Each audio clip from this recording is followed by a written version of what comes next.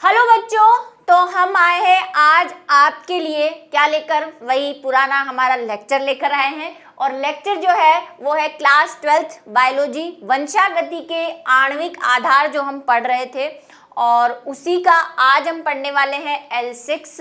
पिछला वाला लेक्चर आपने पढ़ा होगा जिसमें हमने न्यूक्लियोसोम के बारे में पढ़ा और साथ में हमने देखी कि कैसे सिद्ध हुआ कि डीएनए एक आनुवंशिक पदार्थ है। तो चलिए आज जो हम शुरू करते हैं, लेक्चर फ्लो आपको पता ही है कि क्या क्या पढ़ना है, हमें काफ़ी चीज़ें अभी बाकी है पढ़ना। अभी तक तो हम सिर्फ यहीं तक पहुँचे हैं, बहुत लंबा चैप्टर है। और उसके साथ आज हम पढ़ेंगे आनुवंशिक पदार्थ डीएनए। अभी भी चल रहा है कि अभी भी हम सिद्ध नहीं कर पाए हैं कि डीएनए ही हमारा आनुवंशिक पदार्थ है, और उसी से रिलेटेड एक एक्सपेरिमेंट हम देखेंगे जिसमें हम पढ़ेंगे कि हार्शे और चेज के प्रयोग पढ़ेंगे कि उन्होंने आखिरकार सिद्ध कर ही दिया कि डीएनए ही आनुवंशिक पदार्थ है। इसको शुरू करने से पहले सभी से मैं कुछ बोलना चाहती हूँ कि जैसे कि आप जो बैच से जुड़े हुए बच्चे हैं उनको पता है कि चैप्टर 5 तक सारे टेस्ट डल चुके हैं, तो आप सभी को टेस्ट देना है जो भी ऐप से जुड़े हुए हैं, और पढ़ के अच्छी तरह से टेस्ट देंगे। ऐसे नहीं कि अच्छा टेस्ट देना है चलो ट्राई कर लेते हैं, अच्छे से चैप्टर को पढ़कर जो होमवर्क सॉल्यूशन वीडियो उनको देखकर उसके बाद आप टेस्ट अटेम्प्ट करेंगे। टेस्ट अटेम्प्ट करने की कोई लिमिट नहीं है, आप अनलिमिटेड टाइम वो कर सकते हैं, लेकिन हाँ पढ़ के करेंगे तो आपको भी एनालिसिस होगा कि आपने कितना समझ के पढ़ा है। ठीक है, चलिए तो शुरू करते हैं। आनुवंशिक पदार्थ डीएनए जो कि हमारा चल रहा था, उसमें हमने लास्ट 2 एक्सपेरिमेंट किए थे अगर आपको याद है। तो पहला एक्सपेरिमेंट हमने किया था फ्रांसिस ग्रिफिथ का, जिन्होंने चूहों के ऊपर जुल्म ढाया था और ये सिद्ध किया कि डीएनए ही है जो आनुवंशिक पदार्थ है। और उसके बाद उनके साथ जो मैकार्टी और सहयोगी आए थे उन्होंने ग्रिफिथ का सहयोग किया, ग्रिफिथ के प्रयोग को ही आगे बढ़ाया और यहाँ तक कंक्लूजन में पहुँच गए थे वो कि डीएनए ही आनुवंशिक पदार्थ है। लेकिन अभी भी जो साइंटिस्ट आ रहे थे उन्हें ये गवारा नहीं था कि हम भी थोड़ी बहुत और रिसर्च कर लें और उसके बाद हम देखेंगे कि क्या डीएनए ही अभी भी आनुवंशिक पदार्थ है। तो जैसा हम थोड़ा सा इसको एक बार डीएनए को सिद्ध कर लें, उसके बाद आरएनए की तरफ भी जाएंगे। कि आप सोच रहे होंगे कि नहीं आरएनए, आपने बोला कि आरएनए भी एक आनुवंशिक पदार्थ है, उसको भी पढ़ेंगे, छोड़ेंगे नहीं, चिंता मत करो। लेकिन पहले डीएनए की कहानी को एक बार खत्म कर देते हैं, फिर आरएनए की तरफ जाएंगे। तो क्या था आनुवंशिक पदार्थ डीएनए? तो डीएनए को आनुवंशिक पदार्थ के रूप में सिद्ध करने वाला सुस्पष्ट अकाट्य, अकाट्य का मतलब जिसको काटा ना जा सके। भाई अभी तक जितने एक्सपेरिमेंट कर रहे थे उसमें कई लोगों ने अड़िंगा लगाया होगा, टांगे अड़ाई होंगी अपनी कि नहीं ऐसा भी तो हो सकता है, नहीं वैसा भी तो हो सकता है। लेकिन ये वाला जो एक्सपेरिमेंट था जो अब हम करने वाले हैं, ये इस बात को 101% प्रूव करके चला गया और दुनिया में अपना नाम रोशन करके ये साइंटिस्ट ये प्रमाण देकर चले गए सन 1952 में, जब अल्फ्रेड हर्शे और मार्था चेज ने ये प्रयोग किए। ठीक है, तो उनको क्या प्राप्त हुआ इन प्रयोगों से? तो इन प्रयोगों से उन्हें प्राप्त हुआ कि आनुवंशिक पदार्थ जो है वो डीएनए है, ये वो सिद्ध करके चले गए। क्या प्रयोग था, पहले थोड़ा सा इंट्रोडक्शन देख लेते हैं कि क्या क्या उन्होंने इसके लिए, वही कहते हैं ना, सामग्री इकट्ठा की, बारूद इकट्ठा किया, उसके बाद हम एक्सपेरिमेंट देखेंगे। तो देखते हैं, हर्शे और चेज ने यह खोजने का कार्य किया कि संक्रमण के समय जीवाणुभोजी में बता चुकी हूँ, जीवाणुभोजी वायरस को कहते हैं, लेकिन एक ऐसा वायरस जो जीवाणुओं को भी बीमारियां फैला दे, मतलब वही जो मैंने कहा था शेर को भी सवा शेर मिल जाए, ऐसे वाले जो वायरस होते हैं उनको हम जीवाणुभोजी या बैक्टीरियोफेज कहते हैं।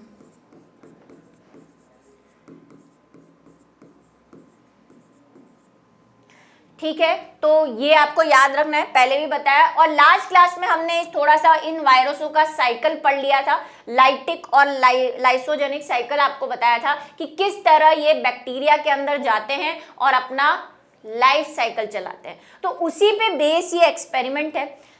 तो हर्शे और चेज ने खोजने का कार्य किया कि जीवाणुओं का कौन सा भाग, या तो प्रोटीन, क्योंकि अभी भी कश्मकश वही चल रही है कि या तो प्रोटीन, और इन द सेंस हम प्रोटीन कह रहे हैं, इट मीन्स हम आरएनए की तरफ जा रहे हैं, क्योंकि हम बोल चुके हैं कि डीएनए से आरएनए, अभी इसको भी थोड़ा सा पढ़ेंगे कि डीएनए से आरएनए और आरएनए से ही प्रोटीन बनता है। तो इन द सेंस हम कहना चाह रहे थे कि आरएनए या प्रोटीन ट्रांसफर हो रहा है या डीएनए ट्रांसफर हो रहा है, इसकी जो प्रूफ है वो आज हमें मिलेगा हर्शे और मार्था के प्रयोग से।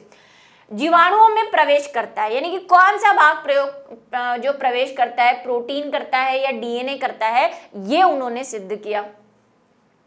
क्या था, 20वीं शताब्दी के 6वें दशक में यानी 1950 में भी वैज्ञानिक यह जानने का प्रयास कर रहे थे कि जीवाणु में प्रोटीन या डीएनए कौन सा भाग प्रवेश करता है, जो कि जीवाणु में प्रवेश करेगा वही आनुवांशिक पदार्थ होगा।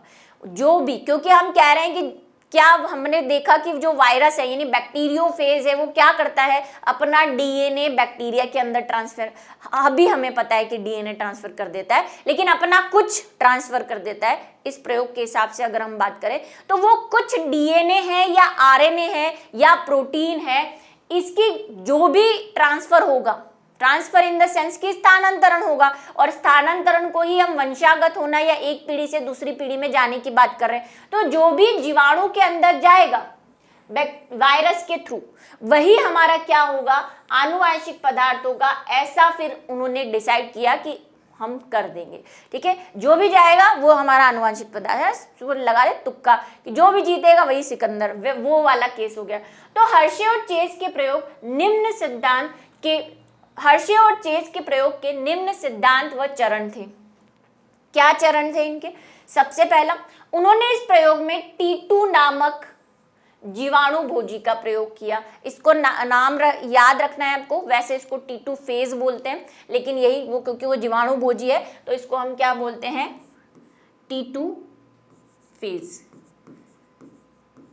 फेज भी लिखा हुआ हो सकता है, देखिए इंग्लिश में ये है ना फेज है, फेज, सॉरी हिंदी में जो है वो ज के पीछे नीचे क्या है, बिंदी लगाई हुई होती है, फेज। लेकिन कई जगह पे आपको जीवाणु फेज भी लिखा हुआ हिंदी में मिलेगा, हालांकि इसकी स्पेलिंग में फेज है, जी है, ठीक है, तो वो फेज ही है। तो प्रोनाउंसिएशन में थोड़ा बहुत डिफरेंस हो सकता है, या आप डिपेंड करेंगे कौन सी बुक पे जाते हैं, कहीं T2 ना डायरेक्ट लिखा हुआ होगा और जीवाणु भोजी पीछे लिखा होगा, तो बात वही है। तो इन्होंने इसको काम में लिया। इन्होंने डीएनए व प्रोटीन के एक रासायनिक अंतर को इस समस्या के समाधान का आधार बनाया कि डीएनए और प्रोटीन में जो अंतर होता है, क्या अंतर होता है, क्या अंतर होता है कि डीएनए में जो है वो फास्फोरस पाया जाता है। डीएनए के स्ट्रक्चर में हमने देखा, डीएनए का स्ट्रक्चर पढ़ा आपने, उसमें हमने फॉस्फेट जोड़ा था, फॉस्फेट ग्रुप, पुरानी कहानियां, P double bond O, OH OH OH। अब बच्चे बोलेंगे मैम ये बॉन्ड से कभी तो H जुड़ता ही नहीं, OH जुड़ता है, तो आप उसको ऐसे भी लिख सकते हैं। भाई केमिस्ट्री में रिएक्शन करवाते हैं तो जो हमें निकालना होता है उसको बाहर ले लेते हैं, तो ये OH भी लिख सकते हो उसको, और ऐसे OH भी लिख सकते हो, कोई गलत नहीं है, ठीक है। जुड़ा हुआ O रहता है बॉन्ड से, इस बॉन्ड से O जुड़ा हुआ रहता है, ठीक है। लेकिन वही जब हमें जल बाहर निकालना था, जैसा कि हमने वहां पे किया, तो हमने OH का जो चेंज है वो क्या कर दिया था, डायरेक्शन चेंज कर दी थी। तो यहाँ पे हमने फॉस्फेट देखा था, तो डीएनए में फॉस्फेट होता है। अब ये याद रखने की जरूरत नहीं है कि डीएनए में फॉस्फेट होता है, भाई हमने डीएनए का स्ट्रक्चर पढ़ा है, हमने देखा वहां पे फॉस्फेट था तो फॉस्फेट होता है। लेकिन प्रोटीन में फॉस्फेट नहीं होता। प्रोटीन जो होते हैं वो सल्फर के बने होते हैं। किसके बने होते हैं? सल्फर। यहाँ आ ही रहा है, यही देख लो, ठीक है। प्रोटीन के एक रासायनिक अंतर को समस्या के समाधान के लिए चुना। डीएनए में फॉस्फोरस उपस्थित होता है लेकिन सल्फर का अभाव होता है, इसमें सल्फर नहीं होता। वह प्रोटीन में सल्फर तो उपस्थित होता है लेकिन फॉस्फोरस नहीं होता, मतलब दोनों में एक एक चीज होती है। और भी अगर आपको कंफ्यूजन फिर भी आता है तो आप देखो, या प्रोटीन से पी, लेकिन हमें पी उसको देना नहीं है, पी हमें डीएनए को देना है, ठीक है। प्रोटीन से पी होता है, पी से प्रोटीन, पी से प्रिया, लेकिन पी को प्रोटीन नहीं देना है, ठीक है। फॉस्फोरस किसको देना है? हमें डीएनए को देना है, उल्टा करना है सिस्टम। चलिए, हर्शे और चेज ने जीवाणु भोजियों के डीएनए को विकिरण सक्रिय या रेडियो एक्टिव P32, अब ये P32 क्या है? रेडियो एक्टिव पढ़े हैं आपने, 12th में आ गए, 101% पढ़े हैं।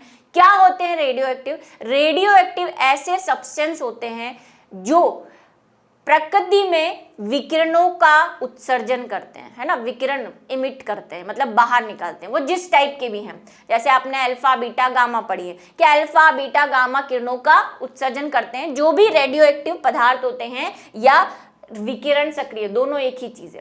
तो इन्होंने एक ऐसा फास्फोरस लिया जिसको, सारे फास्फोरस रेडियो एक्टिव नहीं होते, रेडियो एक्टिव फास्फोरस होता है P32, ये आपको याद रखना है, इसका 32 याद रखना पड़ेगा, ठीक है। तो जो P32 होता है, समस्थानिक पढ़े हैं ना आपने 10th में, आइसोबार्स, आइसोटॉप्स, कुछ पुराना याद आ रहा हो, आइसोटॉप्स और आइसोबार, समस्थानिक, समभारिक तत्व, ऐसे तत्व जिनका परमाणु भार समान होता है लेकिन परमाणु क्रमांक अलग होता है ना, कुछ याद आ रहा है धुंधला धुंधला सा, ये वही रेडियो एक्टिव तत्व है जो समस्थानिक या समभारिक होते हैं। तो फास्फोरस का जो है वो P32 वाला जो सब्सटेंस है, जो एलिमेंट है बोल सकते हैं आप, जो फास्फोरस है P32, वो रेडियो एक्टिव होता है। यानी कि अगर आप इसको किसी में भी डालेंगे तो ये क्या करेगा, अल्फा बीटा गामा उत्सर्जित करेगा, ठीक है। तो जहां पे भी ये होगा वो अपनी प्रेजेंस बता देते हैं। रेडियो एक्टिव समस्थानिक अपनी ये विकिरण उत्सर्जित करते हैं, तो अगर हम इन्हें स्कैन करेंगे तो हमें पता चल जाएगा कि यहाँ पे कोई रेडियो एक्टिव पदार्थ है। अब फास्फोरस की अपनी रेडियो एक्टिव रेज होंगी, यानी कि विकिरणें होती है। और एक सल्फर लिया इन्होंने, इसके लिए उन्होंने विषाणुओं को इस प्रकार के, एक उन्होंने लिया सल्फर 35, अभी आएगा नीचे, वो अपनी तरह की रेडियो एक्टिव उत्सर्जित करेगा। भाई सल्फर वाला सल्फर की करेगा, फास्फोरस वाला फास्फोरस की करेगा। तो अगर आप उसको डिटेक्ट करेंगे मशीन से, जो ऐसी मशीन जो रेडियो एक्टिव विकिरणों को डिटेक्ट कर पाती है या पता लगा पाती है कि यहाँ पे रेडियो एक्टिव है, उससे डिटेक्ट करेंगे तो आपको पता चल जाएगा कि ये P32 की है या S35 की है, वो पता चल जाएगा। तो इन्होंने क्या करा कि वो जो बैक्टीरिया, जो वायरस था T2 वायरस, उसमें क्या किया, उसके डीएनए में, फास्फोरस डीएनए में होता है, उसके डीएनए में फास्फोरस डालना था उनको, ये वाला फास्फोरस। भाई उसके पास रेडियो एक्टिव फास्फोरस नहीं होता, हमें उसके फास्फोरस में ये वाला फास्फोरस डालना था। तो क्या करेंगे, तो हमने क्या किया कि उसको ऐसे माध्यम में, यानी कि ऐसे जैविक कल्चर माध्यम में संवर्धित किया जिसमें रेडियो एक्टिव फास्फोरस था, यानी कि ये वाला फास्फोरस था। कैसे, इस बात को समझेंगे, अभी बताते हैं डिटेल में।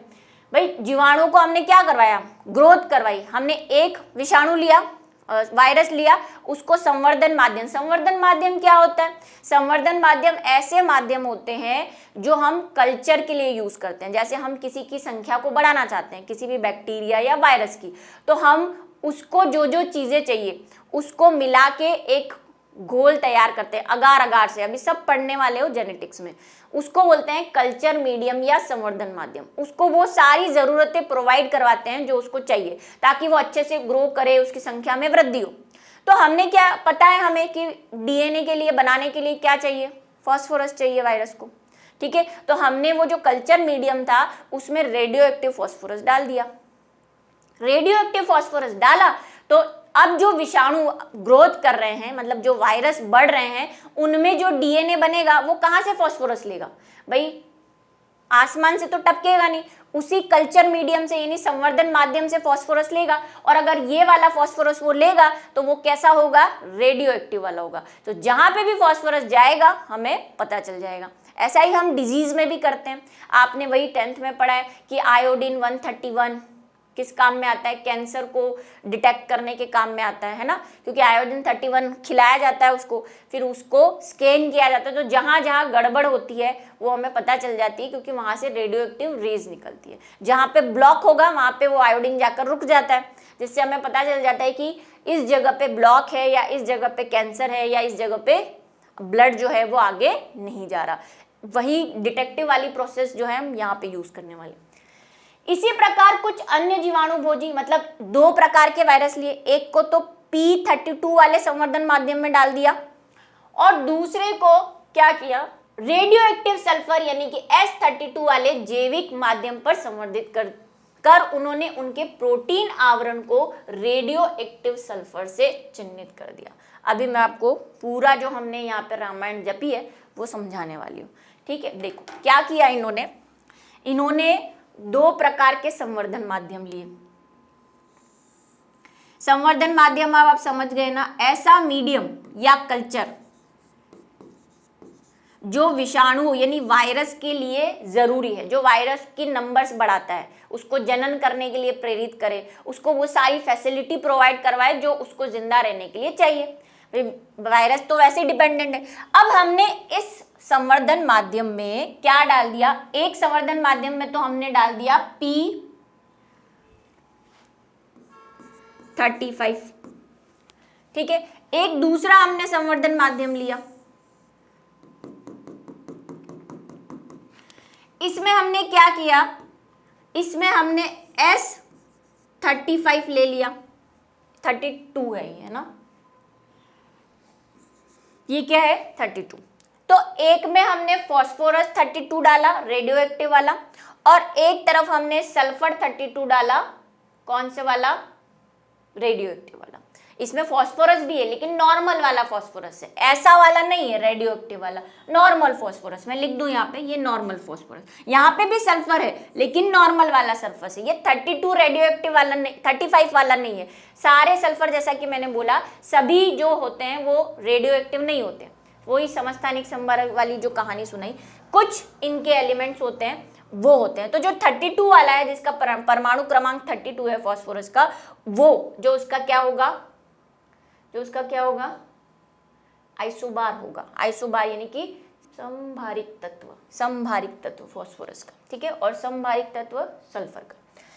वो हम केमिस्ट्री में पहुंच गए, जिसको समझ में आया ठीक है, नहीं आया कोई बात नहीं, बस इतना याद रखो कि ये रेडियो एक्टिव है, वो भी रेडियो एक्टिव है। अब इसमें हमने क्या किया, वो जो T2 था, जो T2 वायरस था, उस T2 वायरस को हमने क्या किया, इसके अंदर डाल दिया।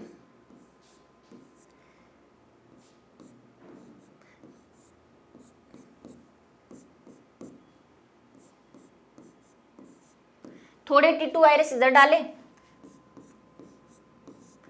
थोड़े इधर डाले। मान लो हमने यहाँ पे 4 T2 वायरस डाले, 3 या 4 जो भी डाले, इधर भी 3 या 4 डाले, क्या होगा, इनकी संख्याओं में वृद्धि होगी और बहुत सारे वायरस बनेंगे, क्योंकि उसको तो बड़ा मजा आ गया, उसको तो किसी में जाना भी नहीं पड़ रहा, अपने आप ही उसको सारी चीजें प्रोवाइड मिल रही है। तो अगर आपको पता हो तो हमने वायरस का स्ट्रक्चर पढ़ा है ना। वायरस में क्या होता है, ऊपर तो होता है कैप्सिड, नीचे होता है इसका ये शील्ड होती है, और फिर टेल होती है। अभी हमें उनके भागों के बारे में नहीं पढ़ना, सिर्फ इतना ध्यान रखो, ऊपर होता है कैप्सिड, ये किसका बना होता है, ये प्रोटीन का बना होता है, और अंदर होता है इसके डीएनए या आनुवंशिक पदार्थ। अभी हम वो बात नहीं करते डीएनए या आरएनए, आनुवंशिक पदार्थ है। आनुवंशिक पदार्थ जो है वो किसका बना होगा, वही आनुवंशिक पदार्थ न्यूक्लिक अम्ल है, न्यूक्लिक अम्ल है तो किसका बना होगा भाई, वही फॉस्फेट जुड़ा हुआ होगा उसमें, चाहे आरएनए हो चाहे डीएनए हो, फॉस्फेट तो जुड़ा हुआ रहेगा। तो मान लो यहाँ पे डीएनए है तो यहाँ पे अंदर होता है डीएनए।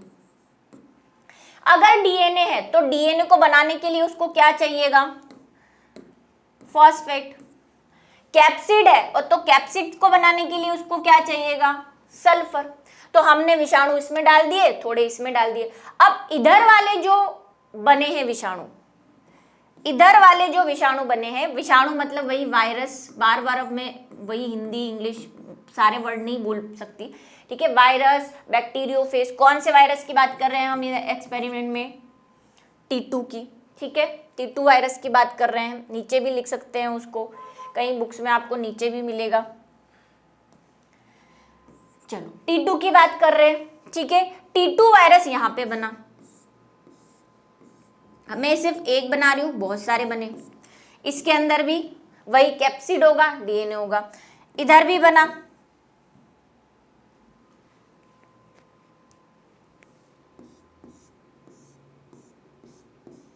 संख्याओं में वृद्धि हो गई इनके। अब इधर वाला जो T2 बना है उसका डीएनए तो नॉर्मल है क्योंकि उसने नॉर्मल वाला फास्फोरस लिया होगा यहाँ से, लेकिन इसका जो कैप्सिड बना हुआ है जो कि प्रोटीन का बना हुआ है, उस प्रोटीन को बनाने के लिए उसने ये वाला सल्फर यूज किया।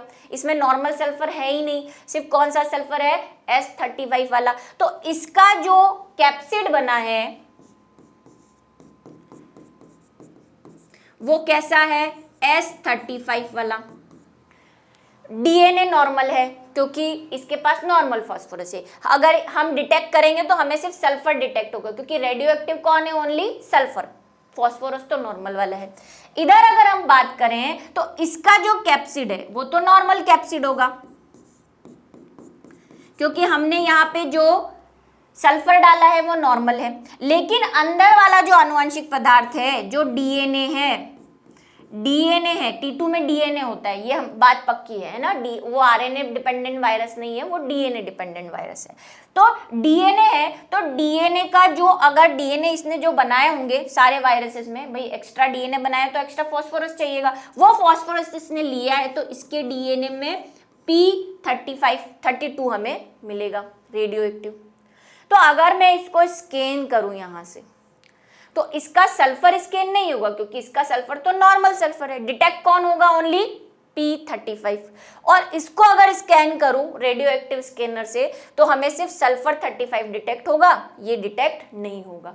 और अगर मैं, भाई डिटेक्शन कौन कर रहा है, सिर्फ सल्फर, इधर डिटेक्शन कौन कर रहा है, सिर्फ फास्फोरस। बात समझ में आ गई।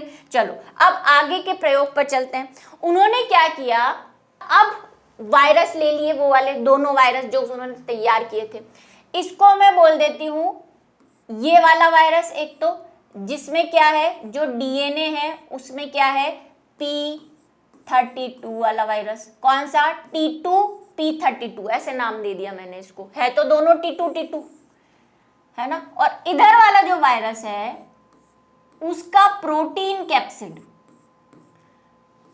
उसका जो प्रोटीन कैप्सिड है वो कौन से वाले से डिटेक्टेड है, S35 से।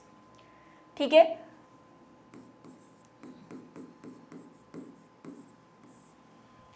इधर कौन डिटेक्टेड है, डीएनए। अगर डीएनए, फास्फोरस आएगा मतलब वहां पे डीएनए है, और अगर सल्फर डिटेक्ट होगा तो वहां पे कैप्सिड है, ये बात पक्की। अभी उन्होंने लिया बैक्टीरिया, अलग अलग बैक्टीरिया लिए, मतलब इसको भी एक बैक्टीरिया दे दिया कि ले, इसको बीमारी फैला, बैक्टीरिया ले लिया इसने।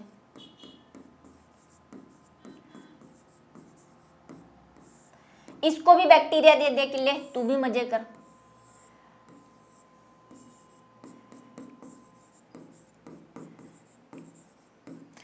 अब कहानी याद करो कल वाले लेक्चर की, जब हमने बात की थी कि वायरस अपना जीवन चक्र कैसे चलाता है, तो मैंने कहा था कि वायरस जब किसी बैक्टीरिया को, बैक्टीरिया में भी अपना डीएनए होगा, लो बना दो भाई, जब वायरस किसी बैक्टीरिया को इन्फेक्ट करता है या उसके ऊपर अटैक करता है तो अपना कैप्सिड बाहर छोड़ देता है, सिर्फ अंदर क्या लेकर आता है, अंदर क्या लेकर आता है, डीएनए।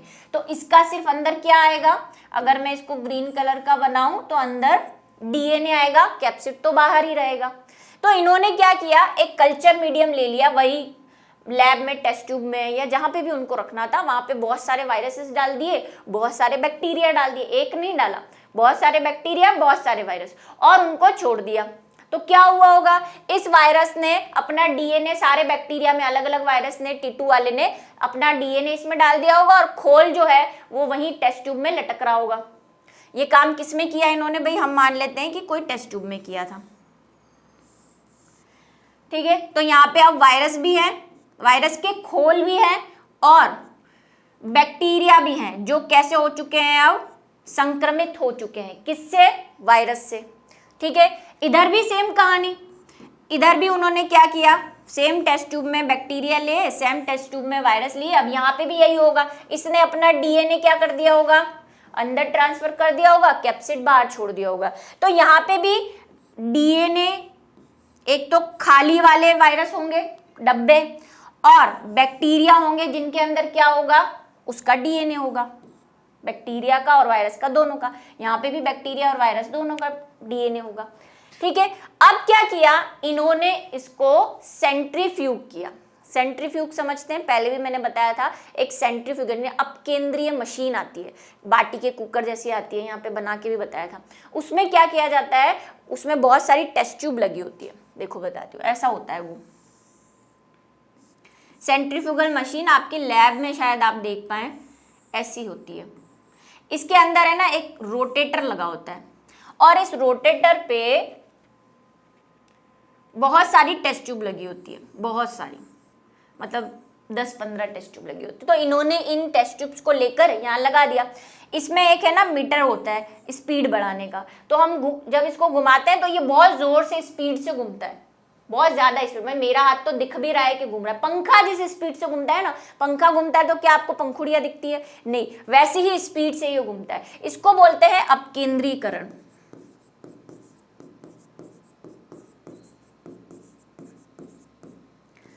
इंग्लिश में इसको बोलते हैं सेंट्रीफ्यूग।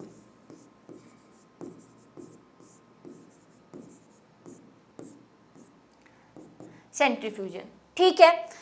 तो ये कर दिया इन्होंने, अपकेंद्रीकरण कर दिया। उससे क्या होता है कि अपकेंद्रीकरण में जो लाइट वेट की चीजें होती हैं वो ऊपर चली जाती हैं, और जो हैवी वेट की चीजें होती है वो नीचे बैठ जाती है।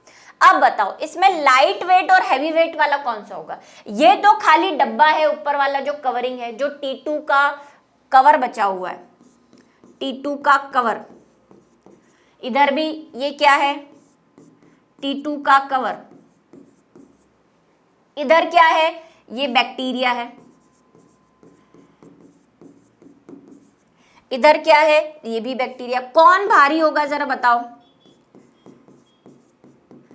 भाई? कवर भारी होगा, खाली डब्बा भारी होगा, या बैक्टीरिया जिसमें खुद का डीएनए, दूसरे का डीएनए और जिंदा भी है? तो ये भारी होगा बैक्टीरिया। और कवर क्या होंगे? लाइट। तो कवर जो है वो ऊपर तैरने लग जाएंगे और बैक्टीरिया जो है वो नीचे बैठ जाएगा। तो कहानी का अगला हिस्सा क्या आएगा कि सेंट्रीफ्यूग करवाया हमने, ये हमारी टेस्ट ट्यूब, ये दूसरी वाली टेस्ट ट्यूब।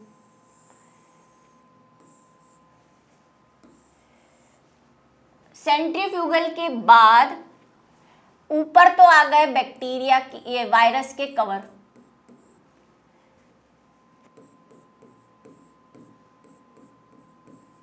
नीचे कौन रह गए? बेचारे बीमार बैक्टीरिया।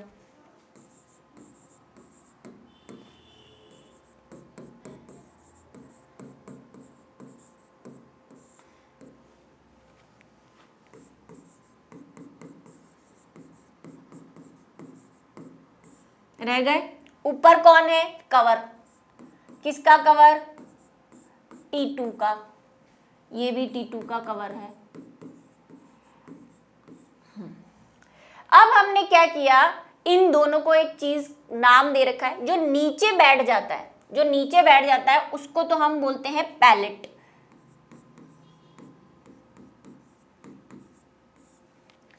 ठीक है, जो नीचे बैठ जाती है चीज उसको हम क्या बोलते हैं?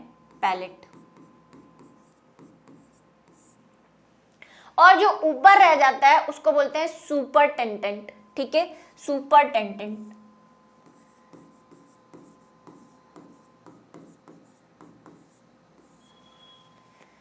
अब कहानी में ध्यान दे, हमने कहा था कि P32 क्या बनाता है? डीएनए बनाता है। वायरस का डीएनए किसका बना हुआ था? P32 का, इस वाले वायरस का।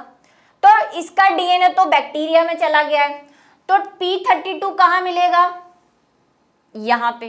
तो जब उन्होंने डिटेक्ट किया, मतलब रेडियो एक्टिव से डिटेक्शन किया, तो उन्हें सारा P32 कहाँ मिला? यहाँ नीचे पैलेट में मिला, क्योंकि वायरस अपना डीएनए यहाँ ट्रांसफर कर चुका था, वो तो सिर्फ कवर थे, और यहाँ पे कोई रेडियो एक्टिव सब्सटेंस मिला ही नहीं, क्योंकि हमने जो लिए थे वो तो P32 वाले थे, जो डीएनए बना रहे थे। P32 वाले डीएनए थे, डीएनए यहाँ चला गया, इसीलिए उनको पैलेट में क्या मिला? P32 मिला। और यहाँ पे कहानी ऐसी हुई, इस वाले में क्या था? सल्फर 35 था। सल्फर 35 क्या बनाने में काम में आ रहा था? प्रोटीन बनाने में काम में आ रहा था, क्योंकि सल्फर से प्रोटीन बनता है। तो बताओ कहाँ मिलेगा सल्फर? सल्फर मिलेगा यहाँ पे, क्योंकि वायरस का कैप्सिड तो अभी भी ऊपर तैर रहा है, नीचे तो सिर्फ बैक्टीरिया में तो डीएनए ही गया है, बट अभी हमें पता है, उन्हें तो नहीं पता था।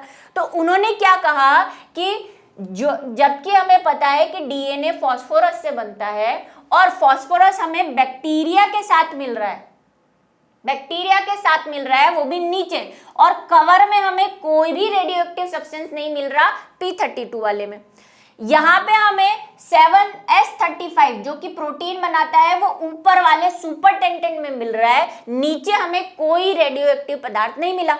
इसका मतलब क्या है कि बैक्टीरिया जो नीचे है उनमें क्या है, इसका डीएनए है, और यहाँ पे जो बैक्टीरिया नीचे है उसमें भी इसका डीएनए, लेकिन उस डीएनए को हमने रेडियोएक्टिव किया ही नहीं था, हमने तो प्रोटीन को रेडियोएक्टिव किया था, और जो वो हमें ऊपर मिल रहा है। तो इस चीज से ये बात सिद्ध हो गई कि वायरस ने, कौन से वायरस ने, वायरस T2 ने अपना ओनली सिर्फ डीएनए ही जीवाणुओं में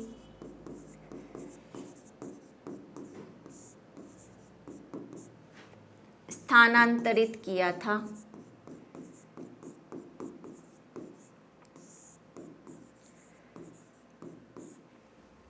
बात सिद्ध हो गई। और पहले ग्रिफिथ और ये भी कह चुके थे कि डीएनए, उन्होंने वो एंजाइम लिया था, प्रोटीन आरएनए को डाइजेस्ट कर लिया था, तो चूहे मर गए थे, लेकिन जैसे ही डीएनए को डाइजेस्ट किया तो चूहे नहीं मरे, वो वाले प्रयोग से और इस वाले प्रयोग से। अब एक जरा सोचो कि आप बोलेंगे कि क्यों मैम ऐसे कैसे पता चला, अगर हमें देखो ये दो टेस्ट ट्यूब है, ये बात तो प्रूफ हो गई। देखो ये दोनों टेस्ट ट्यूब में अगर हमें नीचे वाले में, अगर हमें नीचे जो बैक्टीरिया थे, नीचे तो सिर्फ बैक्टीरिया, ऊपर क्या है, कवर है, हल्का था इसलिए तैर गया। अगर नीचे हमें P32 भी मिलता और S35 भी मिलता तो क्या सिद्ध हो जाता, तो ये सिद्ध हो जाता कि प्रोटीन भी ट्रांसफर होता है और डीएनए भी ट्रांसफर होता है, लेकिन हमें एक बार में एक ही मिल रहा है। यहाँ पे ऊपर मिल रहा है S35, यानी कि वो प्रोटीन वाला भाग चला गया उसने, क्योंकि डीएनए ही दिया इसको, और इधर नीचे वाले में P35 मिल रहा है जो कि डीएनए को बता रहा है। तो डीएनए नीचे है और प्रोटीन ऊपर है। अगर ये दोनों मिलते तो बात ये सिद्ध हो जाती कि डीएनए भी दूसरी पीढ़ी में जाता है और उसका प्रोटीन भी दूसरी पीढ़ी में जाता है, लेकिन गया ही नहीं। तो ये सारा कंफ्यूजन जो है वो रेडियो एक्टिव से दूर हो गया। ठीक है, ये था हर्शे और चेज का प्रयोग। आई होप आपको समझ आया होगा, काफी मैंने उसको कर दिया। ठीक है, एक बार और समझ ले वही, क्योंकि बहुत इंपॉर्टेंट है, कई बार पूछा जाता है। क्या किया इन्होंने दो प्रकार के T2 जीवाणु लिए। एक T2 जीवाणु को फास्फोरस के संवर्धन में संवर्धित किया, मतलब उसको बढ़ने दिया, उसका जनन करवाया, रिप्रोडक्शन करवाया, और एक को सल्फर 32 वाले में रिप्रोड्यूस करने दिया। सल्फर से हमेशा प्रोटीन बनती है, तो जो भी वायरस बना होगा उसमें हमारी रेडियो एक्टिव सल्फर कहाँ गई होगी, उसके कैप्सिड में, क्योंकि उसका कैप्सिड ही प्रोटीन का बना होता है। ठीक है, बाकी अंदर तो होता है डीएनए में तो सल्फर होता ही नहीं है, तो डीएनए बनने में सल्फर का काम ही नहीं है, तो उसने ये वाला सल्फर लिया ही नहीं होगा। इसने क्या किया, इसने यहाँ पे P32 डाला और नॉर्मल वाला सल्फर डाला। क्या सल्फर तो चाहिएगा ही उसको प्रोटीन बनाने के लिए, लेकिन वो रेडियो एक्टिव नहीं है, मतलब अगर हम उसको देखेंगे तो पकड़ में नहीं आएगा। P35 वाला रेडियो एक्टिव, 32 वाला रेडियो एक्टिव लिया, और उससे उसने क्या किया, वायरस को उगाया इन द सेंस कि उसका रिप्रोडक्शन करवाया। तो हमें पता है कि इसके डीएनए में क्या गया होगा, P32 गया होगा, और इसके कैप्सिड में गया होगा P32। अब हमने इन दोनों को लिया और बैक्टीरिया के साथ डाल दिया। ये वायरस थे, इनको बैक्टीरिया के साथ डाल दिया दोनों को। तो दोनों वायरसेस ने क्या किया होगा, अपना कैप्सिड तो ऊपर छोड़ दिया होगा और सिर्फ डीएनए ट्रांसफर कर दिया होगा, ऐसा हम अज्यूम कर रहे थे उससे। डीएनए ट्रांसफर कर दिया होगा, आनुवंशिक पदार्थ ट्रांसफर कर दिया होगा। फिर हमने क्या किया, सेंट्रीफ्यूग किया इनको और टेस्ट ट्यूब के अंदर देखा, तो हमें ये पता था कि ये कैप्सिड तो लाइट वेट होते हैं, प्रोटीन के बने होते हैं, तो ये तो ऊपर चले जाएंगे, और ऐसा ही हुआ। कैप्सिड कहाँ चले गए, ऊपर चले गए। और बैक्टीरिया जो था वो नीचे नीचे आ गया। इधर भी ऐसा ही हुआ, कैप्सिड जो थे वो कहाँ चले गए, ऊपर, और बैक्टीरिया कहाँ रह गए, नीचे रह गए। जब हमने दोनों में रेडियो एक्टिव टेस्ट किया तो इस वाले में यानी कि S35 वाले में हमें रेडियो एक्टिव S35 कहाँ मिला, रेडियो एक्टिव 35 कहाँ मिला, ऊपर वाले में मिला, नीचे वाले में कुछ भी नहीं मिला, सिर्फ बैक्टीरिया थे वहां पे, कोई रेडियो एक्टिव सब्सटेंस नहीं था।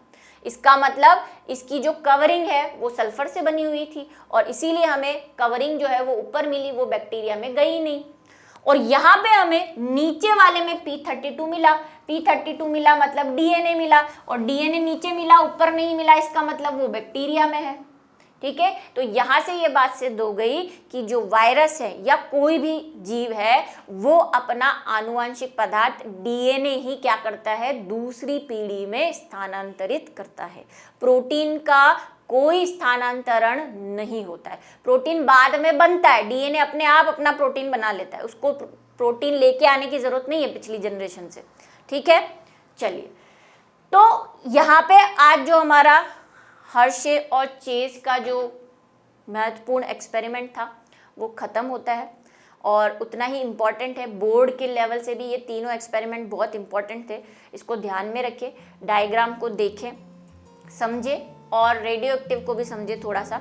और भी कोई डाउट हो तो आप पूछ सकते हैं, साथ में टेस्ट ज़रूर दीजिए क्योंकि वही आपका असली एनालिसिस है। मिलते हैं अगले वीडियो लेक्चर में और पढ़ेंगे कि DNA और RNA की क्या कहानियाँ हैं।